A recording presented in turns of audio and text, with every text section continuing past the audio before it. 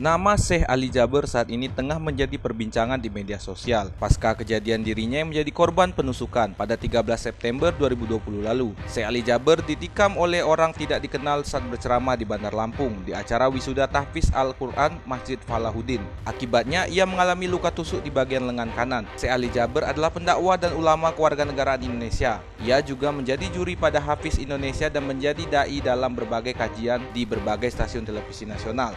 Tersangka penusukan atas nama Alvin Afrianda atau AA kelahiran 1 April 1996 ini berhasil diamankan. Sebelum ditetapkan sebagai tersangka, AA telah menjadi pemeriksaan intensif di Polresta Bandar Lampung. Menurut Kasat Reskrim Bandar Lampung, Kompol Reski Maulana, berdasarkan hasil penyelidikan sementara, tersangka AA mengaku tindakan penusukan itu dilakukan secara spontan dan pisau yang digunakan tersangka pun memang dibawa dari rumahnya. Kepada penyidik, tersangka mengaku setahun lalu berhalusinasi pernah didatangi Syekh Ali Jaber. Tersangka juga mengaku gemar mengikuti ceramah Syekh Ali Jaber di laman berbagai video dan televisi.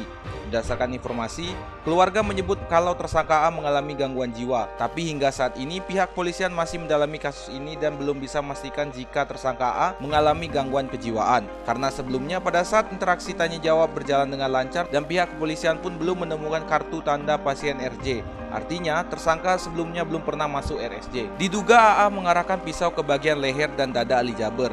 Tusukan itu berhasil dihindar, namun Syekh Ali Jaber mengalami luka di bahu kanannya. Sebelum ditangkap warga, diduga AA mencoba menusuk Syekh Ali Jaber dari 1 kali hingga akhirnya dihentikan dan sempat dihajar oleh massa yang hadir pada acara tersebut. Syekh Ali Jaber meminta pihak kepolisian untuk mengusut tuntas kasus tersebut.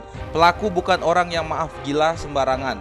Pertama, dari segi kekuatan, badannya kurus, kecil. Tidak mungkin jika melihat tubuhnya bisa ada kekuatan sampai separuh pisau menusuk, kata Syekh Ali Jaber, dan harus diproses secara hukum. Pelaku penusukan Syekh Ali Jaber itu bisa dijerat dengan 2 pasal. 2 pasal tersebut terkait dengan penganiayaan berat dan membawa senjata tajam tanpa hak, sesuai dengan pasal 351 ayat 2 KUHP dengan ancaman pidana penjara 5 tahun dan pasal 2 ayat 1 Undang-Undang Darurat nomor 12 tahun 1951 dengan ancaman pidana penjara 10 tahun. Semenjak kejadian tersebut, Syekh Ali Jaber mendapatkan pengamanan yang ketat mulai dari kepolisian hingga TNI juga melakukan hal yang sama selama insiden ini hingga kembalinya ia ke Jakarta. Hingga saat ini kondisi Syekh Ali Jaber terus membaik secara insiden tersebut.